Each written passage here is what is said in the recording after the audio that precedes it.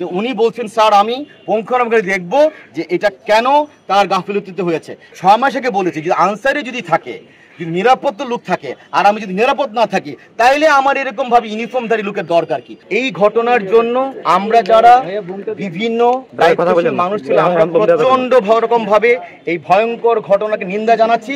এবং সেই জন্য আমি বলেছি যে আমার এখানে পেশাগত লোক যারা ছিলেন আনসার বাহিনীর, আপনাদের কেন ব্যর্থতা আসছে সেই জন্য তাদেরকে আমরা বিচারের সম্মুখীন করেছি এবং সেই বিচার অলরেডি তারা শুরু হয়েছে।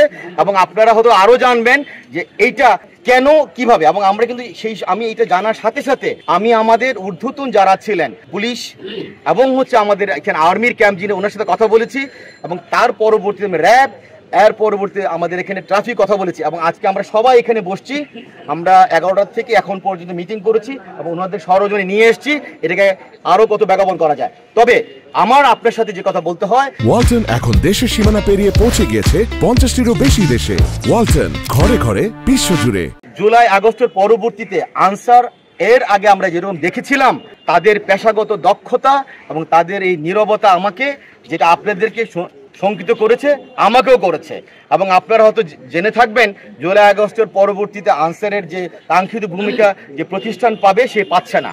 সেই জন্য আনসারের এখানে আমাদের অধিনায়ক আসছেন, উনি ব্যাটেন, ওনাকে বলা হয়েছে যে উনি বলছেন স্যার আমি পুঙ্খানুপুঙ্খভাবে দেখব যে এটা কেন তার গাফিলতিতে হয়েছে। আমি আপনাকে রিকোয়েস্ট করব, ওনার কাছে আমি এই ব্যাপারটা আজ থেকে প্রায় 6 মাস আগে বলেছি যে আনসারে যদি থাকে, যদি নিরাপদ লোক থাকে, আর আমি যদি নিরাপদ না থাকি, তাইলে আমার এরকম ভাবে ইউনিফর্মধারী লোকের দরকার কি? তা আমি আপনাকে অনুরোধ করব, ওনার সাথে যে কথা বলেছিলাম, গত মাসে বলেছিলাম যে আমার এই আনসার যদি ভালোভাবে কাজ না করতে পারে তাহলে আমাকে হয়তোবা আরো অন্য কিছু চিন্তা করতে হবে যে আমাদের কারা সিকিউরিটি দেবেন। আমি রিকোয়েস্ট করব আপনারা যদি ওনাকে সেই প্রশ্নটা করেন তাহলে হয়তো খুব ভালো একটা আনসার পাবেন। ধন্যবাদ। পাথর নিক্ষেপকারীকে আমরা চিনতে পারিনি, আমার এখানে যে দায়িত্বপ্রাপ্ত কমান্ডার ছিলেন, আমি এখানে ছিলাম না, উনি বলতে পারবেন। আরেকটা বিষয় হচ্ছে এই গেটটাতে আমাদের এতদিন রোস্টার অনুযায়ী ডিউটি ছিল দুপুর 2টা পর্যন্ত। 2টার পরে এই গেটটা ক্লোজ হয়ে যাওয়ার কথা। এটা যদি কোনো আনসারের ব্যর্থতায় ক্লোজ হয়ে থাকে বা কোনো ব্যর্থতা থাকে, সেটা আমি আমার ঊর্ধ্বতন কর্তৃপক্ষকে জানিয়েছি। আমি একজন থানা অফিসার, আমার যারা উপরে আছে তাদেরকে আমি জানিয়েছি।